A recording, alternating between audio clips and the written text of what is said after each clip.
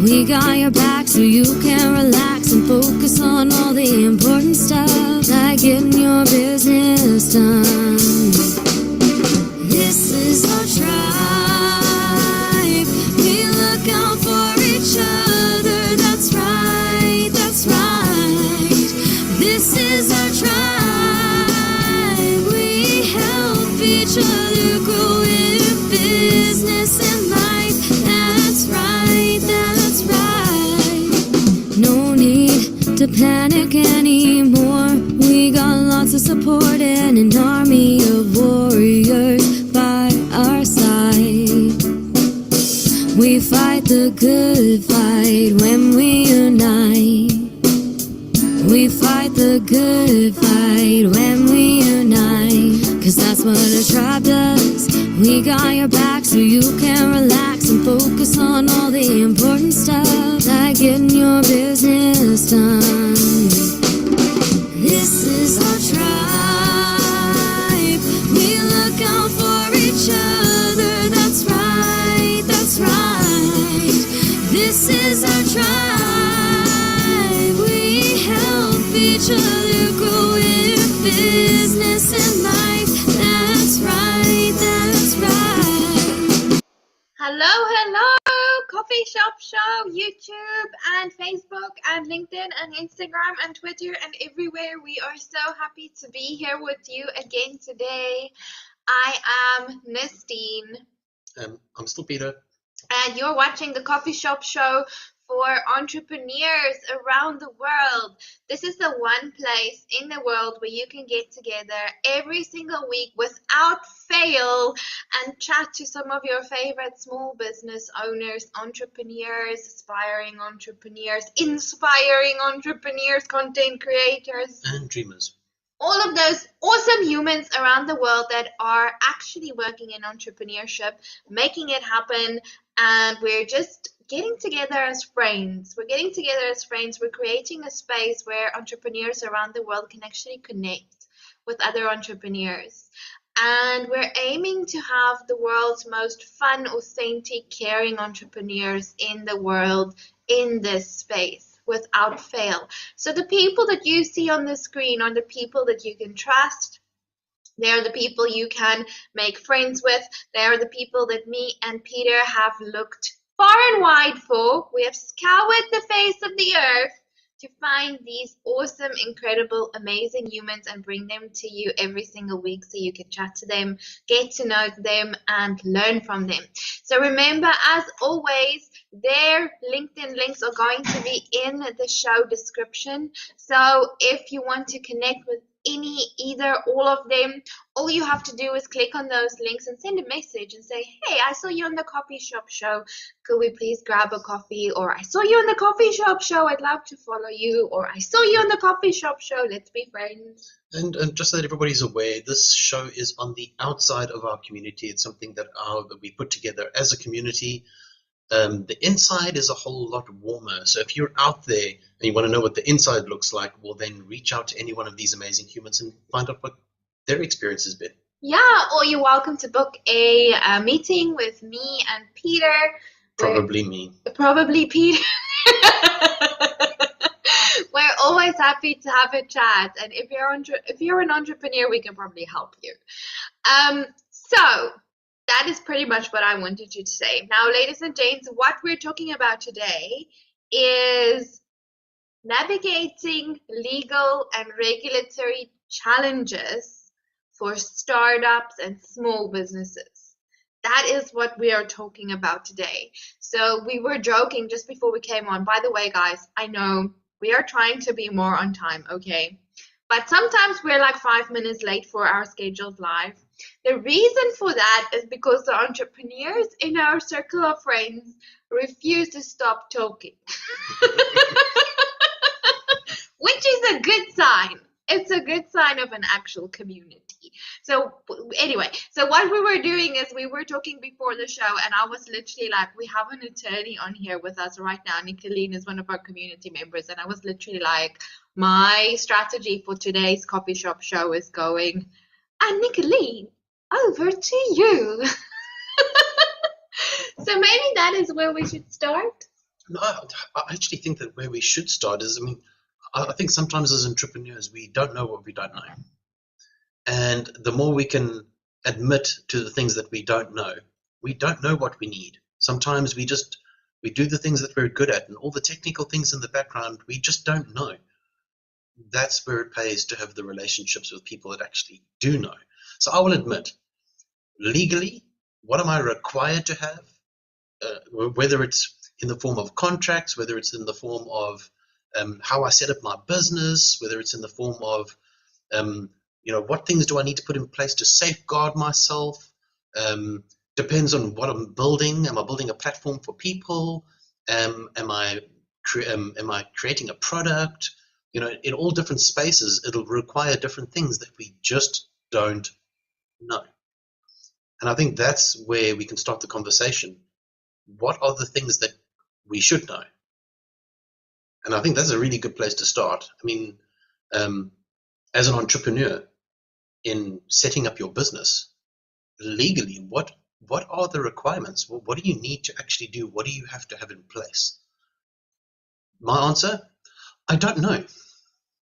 It may have come across all smart, but the reality is that the smart move is to build relationships with people that have been there before, that have done that before, that have had to protect themselves before, that have been in the situation that you're in before, and then put a guardian angel on your shoulder, somebody that knows, and have those conversations. Because if you're not having those conversations, you will keep going until something goes wrong, and legally you are not protected. So I think that would be a great place to start. Would be, what are the basics that as entrepreneurs we actually need to have in place to protect ourselves? I think that's a good place to start. Also, just to let you guys on YouTube know, as Sondra has pointed out to me, it's going to look as if a ghost is talking to us on Zoom if Nicolene gets involved in the conversation. That is because South Africa has decided to put off her power and prevent her from being here, but she's here anyway. Okay, so she's on backup power right now. So just want to point that out. I was just going to say, we have a ghost. Just to be legally wise. So do you want to start us off, Nicolene? Maybe with a quick summary, or just a point in the right direction, or... Thank you so much. And again, my apologies for being the ghost on the screen today, but hopefully the voice convinces you that I'm not haunting the room. I think in my experience, and let me just add that I've been in legal and advising entrepreneurs specifically for the duration of my career. I'm touching the 20-year mark one of these days, so I suppose that gives the age away to a certain extent. But the point is, I think that one thing that I've seen is that we put off the legal side for too long, perhaps because it's perceived as out of our reach as entrepreneurs. It's expensive, or maybe we just don't know where to start. It's this maze. Or maybe it's just downright intimidating, thinking that if I start with the legal, then I'm putting a bad omen out there, that something horrible is going to happen on my way. And I think all of these things are myths that we really should see them. We should see them for what they are, first and foremost, as myths, untruths. And let's run down what you need. Well, firstly, you need to decide if you are a product or service, or maybe a hybrid, a combination of both. And then I know there's a debate on whether or not you register your business from the outset. Personally, I didn't register my business from the outset. I figured I'll test my concept until I reach in South Africa, businesses pay 28% of income tax. And when I reach that I'm paying that without registering my business as a company, then I will convert, because then it makes sense. Then I'm, paying the tax anyway, and it becomes cheaper from a tax point of view. But of course, it depends on your risk. It depends on if you start out and you employ people. if you're in a high risk business, the more people you have around you in your business, unfortunately, the more we increase risk, because there are so many moving parts of things that could potentially maybe not go the way we had hoped. So it's a risk-based consideration, I think, and it's a tax thing, it's a cost thing. So that's the first point. Once you are registered, you need to start building structures with the future in mind, but don't go and incur debt to buy yourself, I always say, Rolls Royce, when a little city golf will take you, if it's reliable, to where you want to go. Start small, but with the future in mind. So start with what you need and build it up. In other words, don't go and spend 500,000 Rand on legal before you have proof of concept and before you know you've got a customer base, you've got revenue. So expand it a little bit as you need it. And of course, if you need any licensing or requirements from the government, for example, if you're in the hospitality industry and you want to serve alcoholic beverage, you would need a liquor license. So we can't trade without that. We can, get into a lot of trouble if we do that. So I think, if anything, spend your money wisely, register your business if your boxes for risk and costs have been ticked and it proves that you need to do that. Most jurisdictions allow you to do that online, and it doesn't cost an arm and 3/4 of a leg anymore. And then go to an attorney and say, what licenses do I need, if any, when I start out? And then from there onwards, I think it becomes, okay, let's see what we need next, and we grow from there. And make sure that you know a little bit, do your research, don't go and qualify as a lawyer. But I think it's as with anything else in our businesses, we need to know the basics so that we can have good conversations and know if something just doesn't sound correct or doesn't sound right. Thank you so much, NICOLENE. I think that is such good advice, and from an actual attorney, and it makes me feel so much better to hear that you're an actual attorney and you didn't start by registering a business, because I didn't either. And I'm an actual accountant. So I think like step number one, like Peter said, is like making friends with attorneys like NICOLENE. That's why it's so valuable to have you in the community, NICOLENE, and we're hoping to find US NICOLENE and Canada NICOLENE and Australia NICOLENE. Like, if we can have all of you in the network, imagine how powerful that would be. That would be incredible. And then next up, I just also have a list, and then maybe we can invite the rest of you to also chip in here, because business owners kind of like, we kind of learn by hitting our heads, especially on this topic. So I think that, the experiences that we've had, while maybe not your favorite moments of entrepreneurship to share, might be very, very valuable for the entrepreneurs out there. And I think we should be sharing it, because I'm looking forward to learning from you guys. So I'll start it off, and I'll share with you guys like what I've learned as a small business owner, like what legal potholes I fell into, broke my leg and got out of the other side. Okay, so the first thing is, if you're going to be in business with a partner, you should probably have a contract in place. We don't have one. But this is my second one. This is my second time around the block, guys. Like, you'd think like I'd have this by now. But so with partners, with outsourced service providers, maybe with employees, all those types of people, even energy exchange agreements, what I've realized is, the thing is, even when we're in a community, even when we feel like family, even when we can like feel like, oh, we just discussed this orally and it's like, we're on the same page, often just sitting down and actually jotting down in black and white what every party is agreeing to is just so freaking helpful.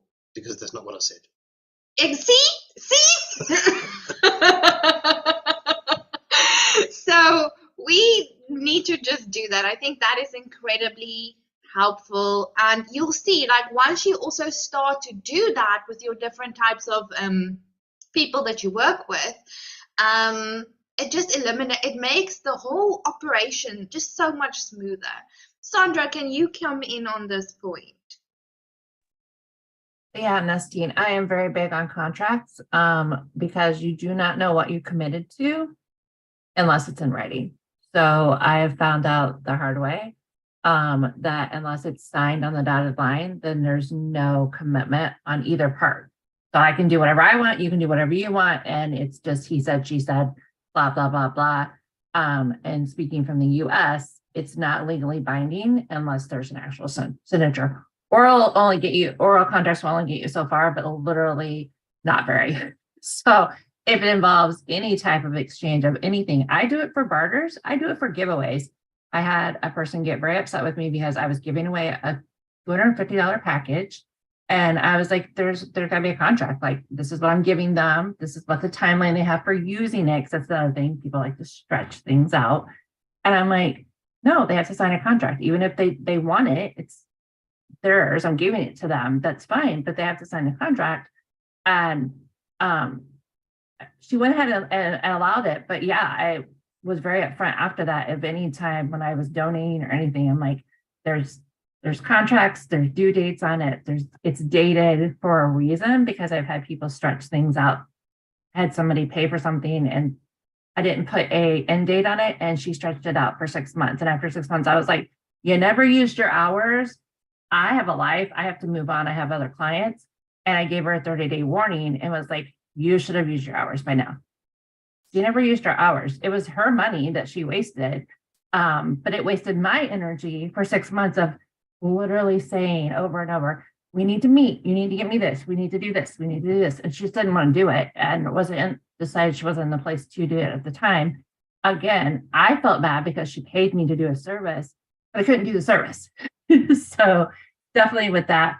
And then when I took the leap of faith from leaving my day job at the state of Michigan after 17 years to go full-time in my business, I had 3 clients. Nobody had signed a contract. So the week, 2 days before I was supposed to leave my day job, they all said, oh, never mind, we don't want to continue. You know, they were leads. They were not clients. I learned the word leads versus clients. It is not a client until they sign on the dotted line. So I learned that lesson the hard way. Thankfully, my husband got a promotion anyways, a whole bunch of stuff happened, and I still went through with leaving my day job. But I literally was like in tears. I was like to my husband, I'm like, I'm not doing it. Like, I have 0 income, like no clients. And I'm jumping into full time. And he's like, no, mental health. This is what you need. This is what you want. This is what we agreed upon. We'll figure it out. We did. Almost 3 years later, we were good. The second thing is that I am one of those super nice people that like would be like, oh, you can't pay right now. Pay me later. Pay da da da da da da da. And one of my clients, I decided to, I gave up on the invoice. It was $1,500. And I was just like, our friendship versus the money. I decided the friendship was worth more than the money. I will not do work for him again, which really stinks because he was actually the one that got me into entrepreneurship. But we are besties and stuff. But and then if I refer or I didn't refer anybody to them, I tell him, make sure he pays you up front. Like, he has the best intentions, but is not great at managing his money. So now I require at least 50 to 100% upfront, no matter who they are. Family, friends. My brother signed a contract 2 years ago or last year, and paid his invoice up front for me to do some work for him. And he's my brother. I mean, like, he's like, nope, I'll sign the contract. This is not a problem. He's been an entrepreneur his whole life, so he didn't have a problem with that. But he paid me, and we had no issues with that. And I'm the same. I did not get my business license until year 2. I think it was before I got my business license and insurance, and not get insurance until year 2, which I would not recommend, but it's the way I did it. After watching my brother almost lose everything because his work vehicle got stolen, and all the equipment that was in it was stolen, and he was out $45,000. And yeah, and he did not, because the car was parked, he did not have it insured. and his business insurance had lapsed. He did not realize it. And so he was not covered. So they're still in legal action right now. So he was like, sis, please go get insurance. I really want you to learn from my lesson. So I did the same month. So, so yeah, those are some of the pitfalls that I've fallen into. That, you know, I've had people sign contracts and never paid an invoice and so I never started with them. I've had that happen before. So yeah, you really don't have a client until they've paid you and they sign the contract. And again, I've done bartering for even getting my hair done, and I was her coach. Like, she signed a contract. So I'm legit on the whole contract. Yes, have a signature on the bottom line. Is definitely where I come from with that. And I've got, like I said, I only had one person bulk at it. And then I'm like, if you want my package in your giveaway, this is my procedure.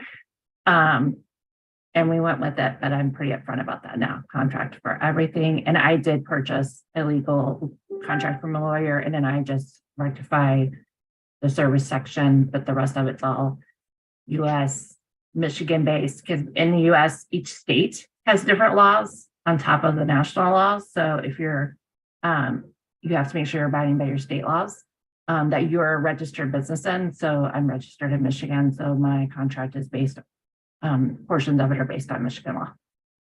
So I make sure I have that. And then international is definitely something I'm 90% sure. I've looked at it and I'm pretty sure everything's still legit as far as that to do international business. I have done international.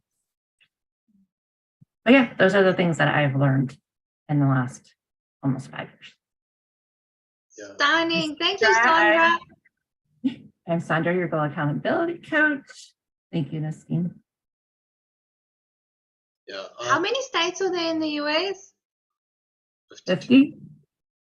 Well, yeah, there's 50, and then we have Puerto Rico, and yeah, so 52. We need 52 attorneys, please, Peter. Oof. Because they have a lot of laws. Yeah, unfortunately, thankfully, my first business mentor was like, you base it out of the state you're in, not the state that the client is in. So Yes, my very first client, my second client was international at the time. So she made sure I had like all the legit things.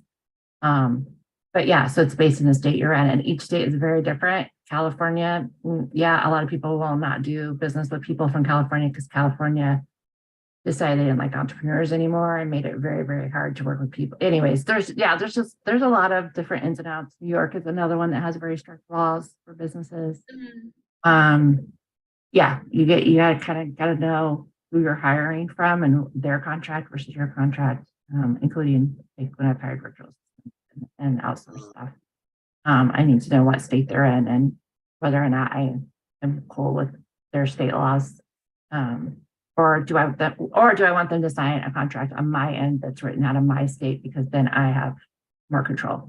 So yeah, it's one of those ins and outs, especially in the US. You got to be very careful about who draws up the contract and what state are you in is a real thing, unfortunately. Well, I think that actually highlights something that we should all be careful of.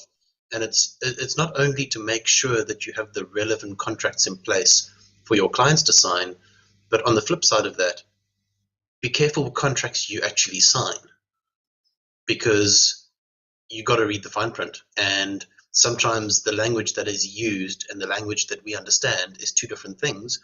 And having somebody that has legal knowledge, being able to overlook a contract and go, what they're actually saying is exactly this. So if you do sign this contract, this is what you're signing. I know a lot of contracts are drafted in such a way that it takes 3 or 4 different points to come together to create one. This is what you're actually, but you don't really know that that's what you're signing.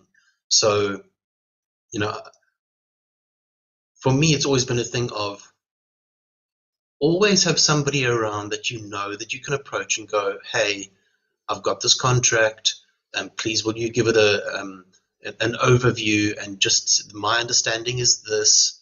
Do you see any potential loopholes before you sign something? Getting excited about a deal and just signing on the dotted line is not always the best way to do business, because you literally could be signing all your profit away.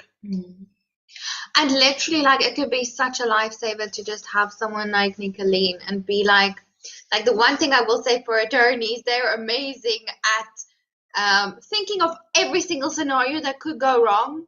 So you might not even think like, oh my goodness, this is something that could eventually, like, I should be thinking of this right now, where an attorney will just like dampen your light right there, put it out completely and be like, have you thought of this? Have you thought of this? We should put this in the contract, put this.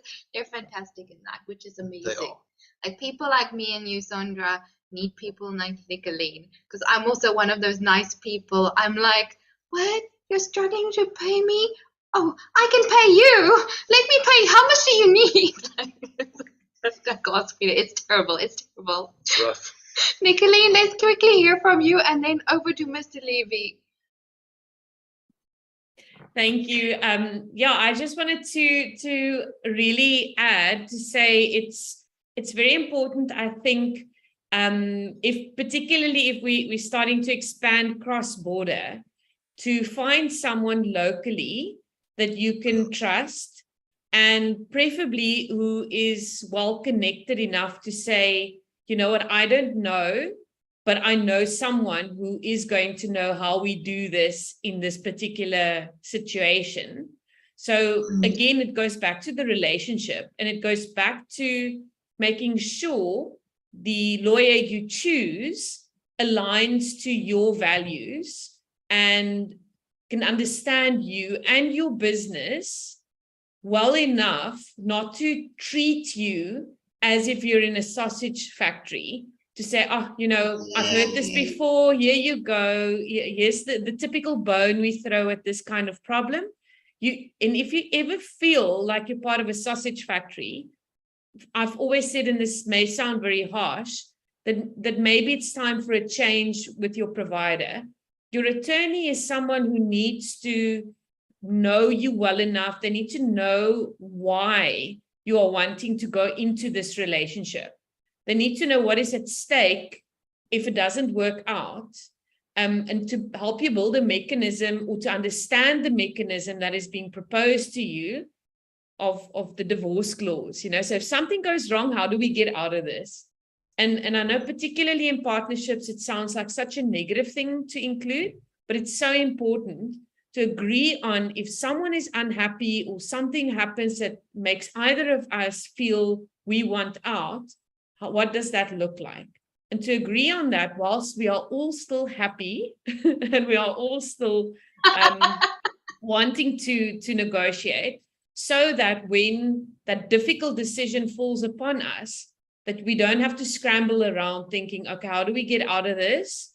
That we know how to get out of it, and that we can focus on trying to salvage the relationship. But again, it goes back to forging a good relationship with the attorney from the outset, so that you can actually have a frank conversation to say, this is why I want to do this. This is what I think I'm going to get out of it. This is what I'm hoping the outcome is going to be, so that we can ask you the tough question. And if it doesn't, what then? What's going to happen if it doesn't turn out the way?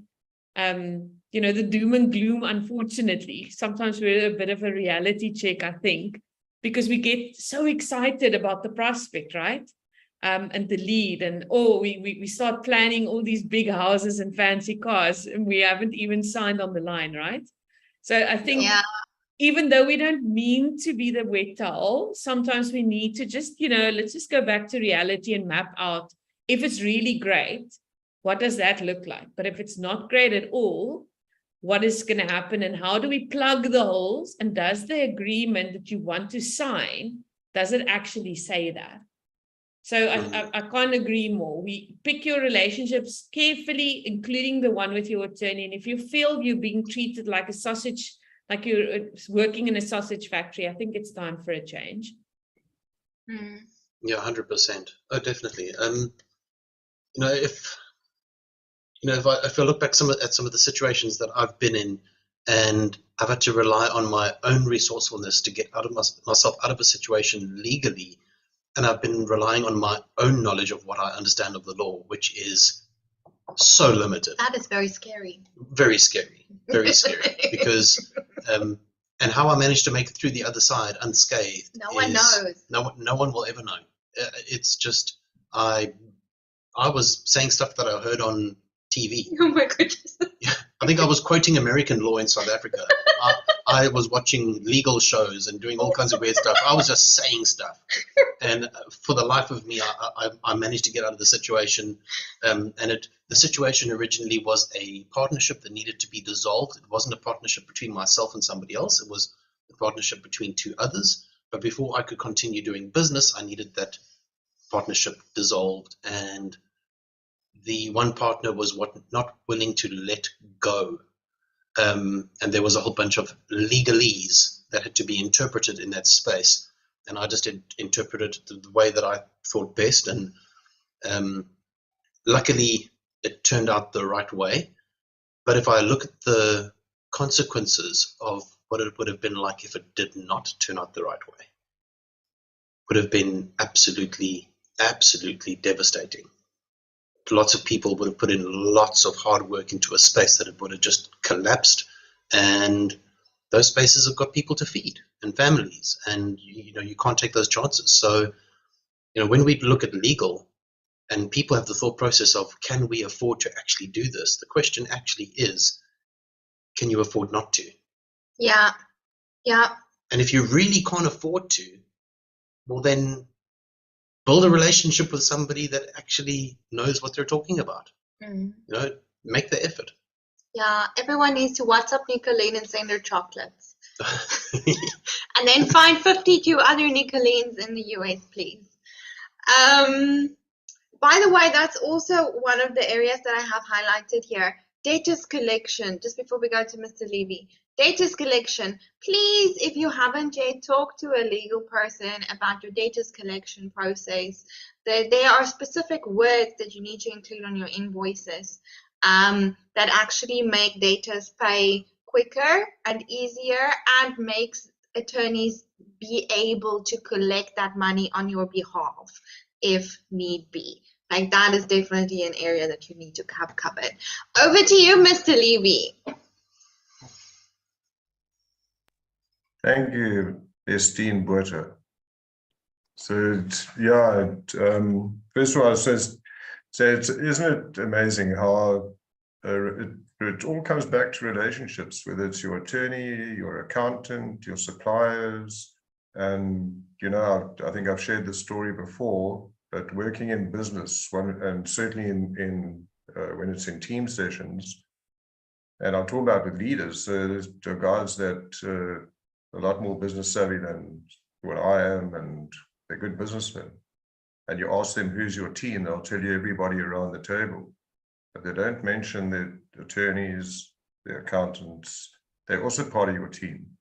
And I was just very fortunate early on in my career, when I was in corporate, that I had a good mentor who kind of highlighted the importance of having your legal documents in place.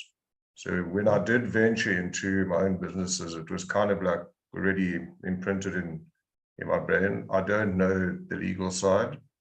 And what NICOLENE said is a lot of entrepreneurs put off a lot of things, including the basic legal structures that are required for a business. And yes, it's not a one size fits all. And NICOLENE said one of the reasons is, which is right, is because we think it's too expensive. Or you don't know how expensive it is when those things are not in place. It costs you a lot more than what you would have paid for the legal advice from a good lawyer. So I think that's important. And even if you can't pay the lawyer, I think, yes, seek out a good lawyer, because another thing, I just made some notes while NICOLENE was speaking, and I loved what she said about start with the end in mind, because that's how you should start your business anyway. Know what your summit is and know who your team is. You don't have to spend it all at once, but at least know where you're going, and then you'll have an idea of how much you can spend that is necessary as your business, please God, grows. So otherwise it can come back and bite you. And these are things we need to spend time in setting up our businesses correctly. And it was so refreshing to hear NICOLENE saying that, no, you don't have to register a business straight away. It depends where your business is, what are you setting out to do. I don't believe, and NICOLENE will comment, I would imagine, on this, it's not a one-size-fits-all, because if you're in a partnership, if you're a sole proprietor, you're going to register, well, you can't register CCs anymore, so if you're going to register a company, and what is the long-term view of that company, and then get the structures in place. You know, we don't get married and then draw up our contracts when we get divorced. So That would be a a lot of, disaster. yeah, a lot of businesses do that. I've seen entrepreneurs do that. You know, it's with the 11th hour, oh, we better get the legal stuff in place. Then it's quite late, and then it becomes seriously costly. So it's about having those agreements in place. I think, first of all, if you have it in place in the beginning, especially in partnerships, which I've been in, is it takes the emotion out. Hopefully you draw up the contracts, you put them in the drawer, and you don't have to look at them again. But you have both parties have peace of mind that when you do need them, it takes the emotion out of it. And Sondra was saying, you know, that it actually, I don't know if it has, Sondra, but it sounded like, I wasn't sure, but it can ruin a friendship. So just take it out. You know, inside business, you need to know when to put on the friendship hat, and especially if it's with friends and family. I think even more important than to have the business contracts in place. So when you need them, then there's no emotion. You talk business. So, and a verbal agreement can be costly as well. So even if it's, I think, on email and that, but I would imagine NICOLENE would say draw it up properly, which I would agree. So that's important. And I think also make sure, because, you know, Sondra, you said you got 52 states, you need 52 lawyers. I've experienced in my 38, nearly 40 years in business, is that in South Africa, we got 60 million lawyers, but we only have about probably a couple of hundred that you should approach. Yes. Because everybody will tell you and give you advice, and with good intent. I'm not discrediting anyone, and it's wonderful that people are willing to share their advice and opinion, but sure, you're not messing around. This is not something that you're getting into for the short term. If it's the long term, make sure you get the right advice, build the relationships. And I just want to share a story. Then what happened with me was, I was in a business, but we had shareholders agreements drawn up, we had directors agreements drawn up, but I was with people that were seriously unscrupulous in business, to the point that eventually I had to say, you know, eventually my values and my soul's not for sale. And so we parted company. It wasn't amicable, but they wouldn't pay me what was due to me. And I walked out of there. I'm not going to go into the whole story, with like literally nothing, with 2 young kids. And my wife, we had just bought our first house in Cape Town. And my wife she said, what are you doing home? And I told her what happened. She said, are you mad? What are we going to do with the house? I said, I don't care. I said, my soul's not for sale. We'll sell it. We'll keep the kids at school, but we'll sell it. But what I'm trying to get to is 2 years I fought them. Okay, and they paid me after 2 years. First of all, I had a lawyer that I had a very strong relationship with. He was a fantastic guy. I'm still eternally grateful to him. He took this on because he saw I had all the right documents in place. And he said to me, Stephen, these guys owe you, it's clear cut. There's no gray areas. They owe you this. I said to him, okay, obviously I can't mention his name. I said to him, let's call him John. I said, John, well, you know what, then we're going to go for it. And he was amazing. He said to me, you pay me out-of-pocket costs, and then we agreed on a percentage if they settle it. And I said, fantastic. I was also grateful for that. But what the lesson of that was, the contracts were in place. And even to the 11th hour, 2 years later, we were going to go to court on the Tuesday morning. It was about the 6th time that they offered a settlement. That Friday afternoon, I was in his office, and they phoned him from the States, and they said to him, I was standing there. They said, tell Stephen, he said, look, we're going to court Tuesday morning. And they said, tell Stephen that we'll give him X amount. And I just said to him, I said, John, listen, I could hear it on the phone. I said, tell them I really haven't got time for this. They've tried this now so many times. Just tell them now, for once and for all, this is what they owe me. If they don't pay it, there's no X amount. Here is the amount. If they don't pay me, then I'll see them in court on Tuesday morning. I don't want to talk on the phone or talk about this anymore. And he said, he told him, and he said, Stephen's car, I said, and I'm going home. So I left town also because there was a lot of traffic at 5 o'clock in the afternoon. So, and I wanted a beer. So I went, no, I went home. By the time I got home, he phoned me, he said, listen, they'll pay you the full amount. Yeah, it was 2 years later, and that, but it was a principal thing. But the contracts just, there was no emotion. Every meeting we went into with their attorneys, with my team, was just, this is what it says. Yeah, but Pete, no, there's no but. This is what it is. So I think, you know, to have the Nicolenes of this world is a godsend. But you've got to find it again. It's like, you know, they say business is made up of people. No, it is. Good businesses are made up of the right people. There's a lot of attorneys out there. Let's find the right one. 100%. So, yeah, I think it's just, you know, when you do find the Nicolenes of the world, and there's people like the guy, and that it's like gold. Yeah, for sure. Yeah. Send them chocolates.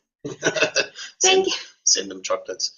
Thank you so much for that beautiful story, Mr. Levy, and for sharing that story with us. I think all of us feel so privileged, because that's what the coffee shop show is about. It's like, we're not talking, you know, off the top of our heads. We're not talking out of a textbook or reading it from a blog post. We're talking out of and sharing things that we have experience in, that we learned the hard way. And that is so valuable. So thank you so much. But you know, Nestene, and I'd like to hear Nicolene's comment on this. Another thing that's so important that we tend to dismiss, both the employer and the employee, is employment contracts, but clear roles and responsibilities. And that can also come to bite both if you go to CCMA, or you go to labor courts, or whatever it is. And, you know, you'll be amazed, and I'm certainly amazed at how many companies I'm working with that don't actually have it in place. And there's an answer that I've learned to ask is, do your guys know what their roles and responsibilities are? And the answer is yes. I said, okay. Are they absolutely clear about it? Yes. So how do you know? And how do they know? No, they know because we discussed it. I said, no, how do they know? No, we discussed it. No, but when did you discuss it? 4 years ago. So how do they know what their roles and responsibilities are? And then they can't show me, and they can't. And that for me is, oof, that can cost you. And also, but I'd love to hear, maybe Nicolene can also kind of shed some light on it. Well, she does have her hand up in the background. So Nicolene, let us have it. Yeah, no, I definitely agree with everything that has been shared, and thank you so much. I think if we share more of these stories, we'll help more people. So that's really important, and thanks for everyone who was brave to share. I think, you know, I always say when people ask me why are contracts that are written contracts so important, and I think looking at a couple of interesting definitions lately was key in answering that very succinctly. we make promises every single day, whether we intend to or not, right? Even when we're in the grocery store and we pick up a box of chocolates and we think, hey, I would like that. And oh, it costs $20. Okay, great. I'm going to buy myself that. In a certain way, a promise has been made to you and you've acted upon that. So with every little mundane task that we go through our day, we are making or receiving promises. And a contract is a record of the promises we have made to each other. And to the extent that when life gets tough, business gets tough, then that should be our compass to navigate our way out of the situation at hand without becoming distraught or stressed or emotional. That's our compass. That's the thing that will think for us when it's hard to do so and hard to dig ourselves out. So that's, I think, the first comment I want to make. A contract is a record of promises that we've made or are due to be keeping. And it's there to navigate when the waters are tough to steer. Also, I think if in our teams, whether it's executive teams, whether it is down to the person who helps us keep our environment clean and tidy, regardless of what your role is, every role is important in a team. And if one of those role players oversteps on the other, or if we have chaos ensuing because there are too many cooks in the kitchen, right? Things don't get done. People become unhappy and relationships are ultimately broken down. So I cannot agree more than to say, if you are not clear and your employees and your team do not know, this is what I'm supposed to be doing, this is what I'm supposed to be focusing on. Yes, it's great if we are helping each other out, but we can't always be doing everything. Just like we cannot be running a successful business solo. It just doesn't work that way. And if we are painting a picture and a reality where people are just fobbing along and doing things to get the tasks done, but no one is thinking about, is this person working to their strengths? Are they bringing the very best to the table so that we can all move forward? Or are we dabbling in places where we shouldn't be? Everyone is tired and burnt out and confused all the time. Ultimately, we hit a rock bottom and everyone's angry and everything falls apart. We end up in the CCMA or even worse. So I think it's about really caring enough about the relationships, the right relationships we forged in order to build mechanisms that help us keep them safe. Because ultimately, if we are able to do that, pick well, sustain, then we are able to do better and do more and be successful. And isn't that good for everyone concerned? So I think if we look at regulatory changes, it's thinking about law as a tick box exercise is really, really terrible. That's how... If you think about law or the legal requirements in your business as a long list of things you have to get done, like everything else in business that we don't like or around the home that we don't like, but we just have to do it, then we are in a very, very dangerous place. We have to marry that to the relationships and to the end in sight. We have to think. We've stopped thinking somewhere along the line. But anyway, I can go on for hours on end. I think that the moral of the story is find someone who can help you think through this properly with the end goal in mind. And don't think your end goal is going to stay static. With every new phase of life, as our values change, as we go through different seasons, as entrepreneurs, our needs change, our values change, then we need to reassess this and see if the things that we are doing are still relevant. So it's a journey you need to take with someone that you want in your boat, and someone who gets your language when you say, this is where I want to go. This is what I was thinking. If it works out well, this is where we're going to be. If it doesn't work out well, this is where I think we're going to be then. We really need to. Mm. I really like that. I cannot emphasize more how much we need to be prepared. And I think by stepping into the space, that's part of getting prepared. And I recall a conversation that Nicolene, you and I had not too long ago, where you're not just an attorney, but you've also stepped into the tech space in creating spaces that are helpful to people that need to find out what it is that they actually need to know and what do they actually need to have in place. Would we be able to put that into the description when we are finished with this show so that people can access that? Because I think that platforms like that, people that don't know what they need, don't know what they need to put in place, can actually pay a visit, take a look, see what's required, and it'll be the start of the process of people actually putting things in place the right way. Yeah, Nicolene, just forward me your link to that app, and then I will put the link in the description of the show together with everybody's LinkedIn links that were on the show today. We're almost due to wrap up, but before we do, we haven't heard from KRISTA yet, and then Sondra has a special announcement. KRISTA, do you have any comments, insights, stories? Yeah, real quick. I'm KRISTA GIANNAK, Wise Words That Matter. Many of you know that I'm a ghostwriter, blogger, and speaker as well.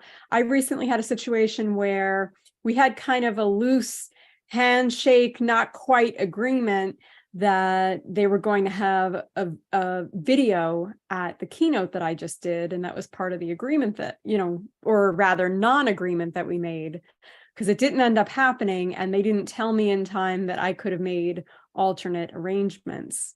So it definitely taught me about even agreements that aren't really agreements yet, just kind of like working things, that it helps to kind of say, okay, is this something that is this something that is set, or is this something that you're working on? Asking the question.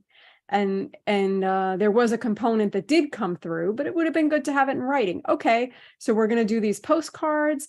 Is it okay if we put that in writing? Just asking that question and seeing what they say. I love that. Yeah. Thank you so much for sharing that story, KRISTA. Stephen. Just quickly, I just wanted, because that last, Nicolene, thanks for jumping onto the employees and the contracts and so on. But I absolutely loved what you said there, and I want to meet with Nicolene, because she's the first attorney that I've heard speak about the importance of focusing on people's strengths and weaknesses and so on. It's like, and normally they just go to the legal side of the contracts and so on. So sure, it was quite refreshing to hear that. So definitely, I just added you to my contacts now. I hope we can have a chat. It will be an absolute. We could talk for a day or more. But thank you for the input and everything that you've said. Thank you, Mr. Levy. Okay, guys, and now Sondra has an exciting announcement for us. Sondra, do you want to tell us about your upcoming workshop?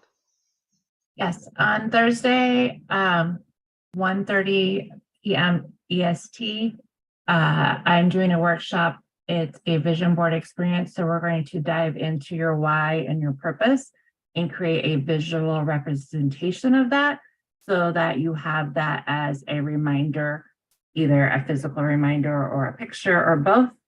It comes with the worksheet. It comes with actual time to work on the vision board with me, side by side in a small group. So it is free, and the link is in the show notes. I already sent that to Susan, so that should be there. But again, it's at 1:30 on Thursday, 1:30 Eastern time. So I don't know the time versions for y'all. I get that very confused. So I'm not gonna try.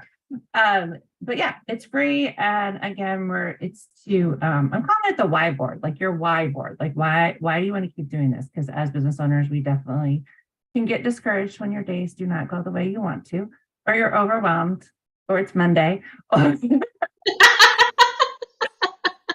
the other 5 million reasons why we lose steam and don't want to, keep that path going. I know this is definitely a network that has helped me with that in the past, and I love to do that. And it's about your mindset and stuff. So I'm super excited to do this workshop and create. I don't have one right now. I took my vision board down from last year and have not re-put up anything.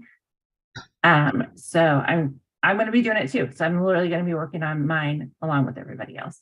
And there's a free worksheet with it. And there will not be a replay. So if you cannot come, get the worksheet and then let me know. I am willing to do some one-on-one co-working with people to get that done too. But yeah, it's a live session. So that's why there's no replay, because we're going to physically be doing the work right there and then. Thank you, Nestene, for letting me talk. That sounds exciting. Thanks for sharing that, Sondra. We'll make sure the link is in the description. Ladies and gents, it is time to wrap up. Peter looks like he has something to say before we do. Yeah, those of you that are considering actually taking advantage of Sondra's space, do yourself a favor and go for it. We are part of a larger community, and a lot of the members of this community have had the privilege of being in Sondra's space and have only benefited from actually being in that space. So if she pops up and she goes, I'm having a free workshop, do it. Just do it, because you can only benefit from it, because I've seen the benefits that others have received. So this is not just a thing of going, oh, it's a promotion and it's a PR, it's all this and all that. No, this is real life, real people, a space where people can benefit and work together and grow together. And I've seen other people grow because Sondra's been in their space. So jump on the opportunity. Ladies and gents, this has been the Coffee Shop Show with KRISTA from Wise Words That Matter, one of our favorite, most amazing, incredible writers in the world, with Mr. Levy, Day to Be Coaching, one of the best leadership and business coaches in the world, and Miss Ray, one of the best accountability coaches in the world, and let's not forget our ghost, NICOLENE Schoeman, attorney from South Africa. It's been such an amazing time. Absolutely fantastic seeing you here every single week. Thanks for sharing your stories. Let's keep sharing our stories and our experiences every single week, because not just does it help us connect, but it helps entrepreneurs around the world learn from actual experiences, which is just so, so valuable. You guys are amazing. Have the best day ever. And until next time, may all your entrepreneurial dreams come true. Bye. Bye.